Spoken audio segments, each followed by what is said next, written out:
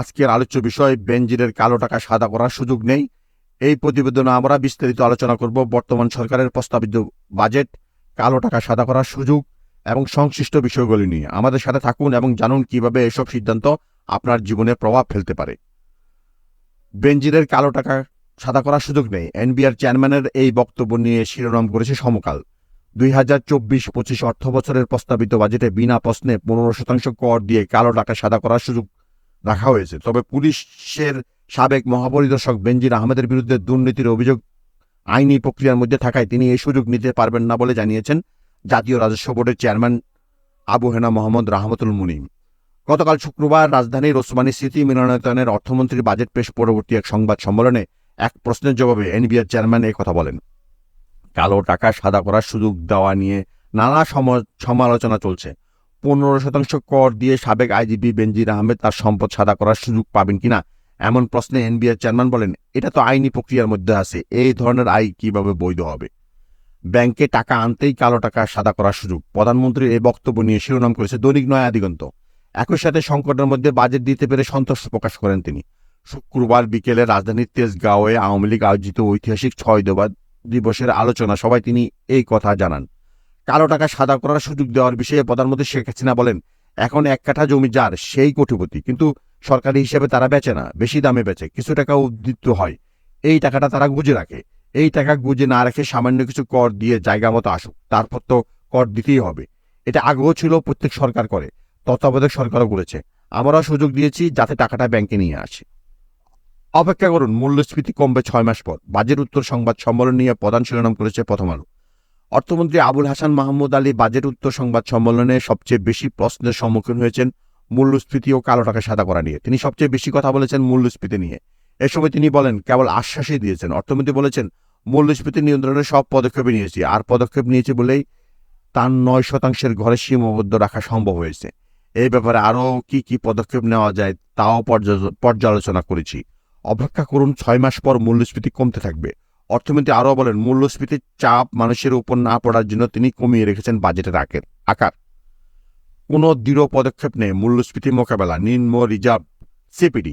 Daily স্টারের শিরোনাম, budget নিয়ে Centre for Policy Dialogue CPD তাদের মূল্যায়নে বলেছে, বর্তমান যেসব অর্থনৈতিক সংকট যেমন মূল্যস্ফীতি, বৈদেশিক মুদ্রার বিনিময় হার ইত্যাদি বিষয়ে কোনো শক্ত পদক্ষেপ নেই প্রস্তাবিত বাজেটে। এছাড়া সরকার যে মনে করছে মূল্যস্ফীতি কমিয়ে আনবে ও অর্থনৈতিক উন্নতি ও বিনিয়োগ বাড়বে, সেটিও সম্ভব হবে না বলে মনে করছে সিপিডি। নতুন অর্থ বছরে বাজেট নিয়ে বিশ্লেষণের পর সিপিডি তাদের এই পর্যবেক্ষণ তুলে ধরে শুক্রবার এক সংবাদ সম্মেলন বলেন। সিপিডির নির্বাহী পরিচালক ফাহমিদা খাতুন বলেন, সরকার যে লক্ষ্য ঠিক করছে মূল্যস্ফীতি 6.5% নামিয়ে আনা ও জিডিপির প্রবৃদ্ধি 6.75% নিয়ে যাওয়া, তা আসলে উচ্চাশা মাত্র।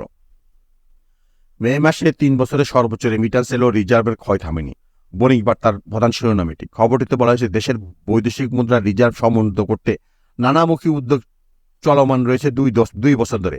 আমদানি নিয়ন্ত্রণ, বিনিময় হার নির্ধারণ, কলিং পেগ পদ্ধতিতে গ্রহণের পাশাপাশি রেমিটেন্সের প্রবাহ বাড়াতে নেওয়া হয়েছে নানা পদক্ষেপ। এর ধারাবাহিকতায় সাম্প্রতিক সময়ে দেশে রেমিটেন্স প্রবাহ বাড়তে দেখা যাচ্ছে। সর্বশেষ গত মে মাসে রেমিটেন্স বেড়ে কোভিড পরবর্তী সময়ে 3 বছরেরও বেশি সময়ের মধ্যে সর্বোচ্চ দাঁড়িয়েছে বলে বাংলাদেশ ব্যাংকের পরিসংখ্যানে উঠে এসেছে। কিন্তু রেমিটেন্স প্রবাহ বাড়লেও দেশের বৈদেশিক মুদ্রা রিজার্ভ ক্ষয় এখনও অব্যাহত রয়েছে। 1 সপ্তাহের ব্যবধানে দেশের রিজার্ভ কমেছে $5 কোটি বেশি। শুল্ক বৃদ্ধিতে লাভবান হচ্ছে রাষ্ট্রীয় বিদ্যুৎ কোম্পানিগুলো, ইংরেজি দৈনিক নিউ এজের শিরোনাম এটি। বিস্তারিত বলা হচ্ছে, রাষ্ট্রীয় মালিকানাধীন বিদ্যুৎ ও এনার্জি কোম্পানিগুলোর তাদের ক্ষতি পুষিয়ে নিতে ও লাভ বাড়াতে নিয়মিত দর বাড়িয়ে চলছে। দ্য বাংলাদেশ ইকোনমিক রিভিউ এক পরিসংখ্যান প্রকাশ করেছে, যাতে বলা হচ্ছে, বাংলাদেশ পেট্রোলিয়াম কর্পোরেশন 2024 সালে 21 এপ্রিল পর্যন্ত 4,875 কোটি টাকা লাভ করেছে। আগের বছরের প্রতিষ্ঠানটি লাভ করে 5,653 কোটি টাকা। গত অর্থ বছরে শুরু হওয়ার পরে বিপিসি ক্ষতি প্রসাদে জ্বালানির দাম বাড়িয়ে দেয় প্রায় 52% পর্যন্ত। এবারই প্রথম মোদির শপথ অনুষ্ঠানে উপস্থিত থাকছেন শেখ হাসিনা। কালের কণ্ঠের শিরোনাম এটি। টানা 3য়বারের মতো ভারতের প্রধানমন্ত্রী হচ্ছেন নরেন্দ্র মোদী। প্রতিবারেই মোদির শপথ অনুষ্ঠানে দক্ষিণ এশিয়ার শীর্ষ নেতাদের আমন্ত্রণ জানানো হয়েছে। 2014 সালে 26শে মে এবং 2019 সালের 29শে মে মোদির শপথ অনুষ্ঠানে উপস্থিত থাকতে পারেননি প্রধানমন্ত্রী শেখ হাসিনা। কাকতালীয়ভাবে ওই 2বারেই মোদির শপথ অনুষ্ঠানের সময় প্রধানমন্ত্রী শেখ হাসিনার পূর্ব নির্ধারিত জাপান সফর ছিল। এর 2 সপ্তাহ আগে মোদির শপথ অনুষ্ঠানে শেখ হাসিনার উপস্থিতি নিয়েও ভাবনা ছিল। তবে মোদির আমন্ত্রণে প্রধানমন্ত্রী এবার শপথ অনুষ্ঠানে উপস্থিত থাকার সিদ্ধান্ত নিয়েছেন। বাসদ জানায়, ভারতের প্রধানমন্ত্রী হিসেবে টানা 3য় মেয়াদে দায়িত্ব গ্রহণের জন্য নরেন্দ্র মোদির শপথ অনুষ্ঠানে যোগ দিতে প্রধানমন্ত্রী শেখ হাসিনা আজ শনিবার সকালে নয়াদিল্লি যাচ্ছেন। কূটনৈতিক সূত্রগুলো বলছে, প্রধানমন্ত্রী শেখ হাসিনার ভারতে দ্বিপক্ষীয় সফর পেছাচ্ছে। আগামী 21 ও 22 জুন প্রধানমন্ত্রী নয়াদিল্লি সফর করতে পারেন বলে এর আগে ইঙ্গিত ছিল। তবে এ ধরনের সুনির্দিষ্ট সূচি এখন আর নেই। দুই দেশ উভয়ের জন্য সুবিধাজনক সময়ে দ্বিপক্ষীয় সফরের সিদ্ধান্ত নেবে। নেপালে আটক সিয়াম কলকাতায় সিআইডির হেফাজতে।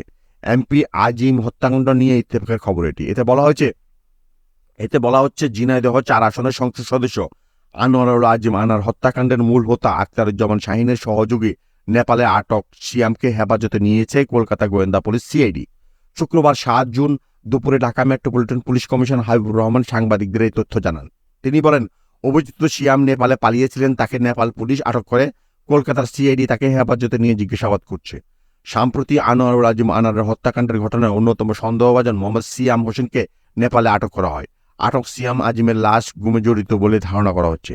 তিনি আখতারুজ্জামান শাহীনের সহকারী হিসেবে কাজ করতেন বলে তদন্ত সংশ্লিষ্ট পুলিশ সূত্র থেকে জানা গেছে। বাংলাদেশের ক্রিকেট নিয়ে পুরো এক পাতা ছবি সহ শিরোনাম করেছে দেশ রূপান্তর। তারা লিখেছে, তবু আশায় বাদী খেলাঘর। এতে বলা হচ্ছে, রাত যত গভীর হয় প্রভাত ততই নিকটে আসে। এই প্রভাবটাই বাংলাদেশের ক্রিকেটের এখন একমাত্র আশার আলো। কারণ সাম্প্রতিক সময়ে বাংলাদেশ ক্রিকেট দলের টি-20 পারফরমেন্স হতাশার গাঢ় অন্ধকারে ঢেকে গেছে। দেশ রূপান্তর কথা বলে রাজিন সালে, তারেক আজিজ খান এবং সোহেল ইসলামের সঙ্গে। 3 জনই টি-20-র একমাত্র ঘরোয়া আসর বাংলাদেশ প্রিমিয়ার লিগে কোচিংয়ের সঙ্গে যুক্ত। 3 জনের সঙ্গে আলাপে উঠে আসে বাংলাদেশের ব্যাটসম্যান ও বোলারদের বেশ কিছু মৌলিক সমস্যার কথা।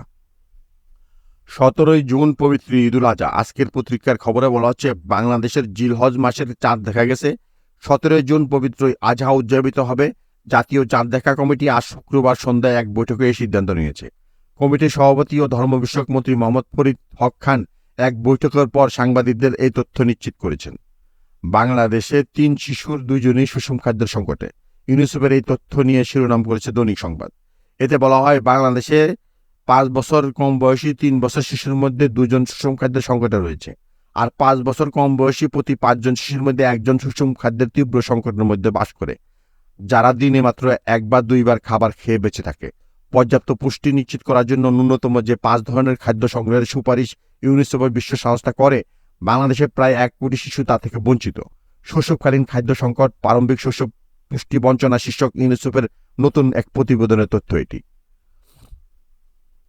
আজকের আলোচনায় আমরা জানলাম কিভাবে কালো টাকা সাদা করার সুযোগ এবং অন্যান্য অর্থনৈতিক পদক্ষেপগুলো আমাদের দেশের অর্থনীতিতে প্রভাবিত করতে পারে। আশা করি আপনাদের জন্য তথ্যবহুল শিক্ষামূলক হয়েছে। আমাদের সাথে থাকার জন্য ধন্যবাদ। পরবর্তী আলোচনায় আবারও মিলিত হব। ততক্ষণ পর্যন্ত ভালো থাকুন।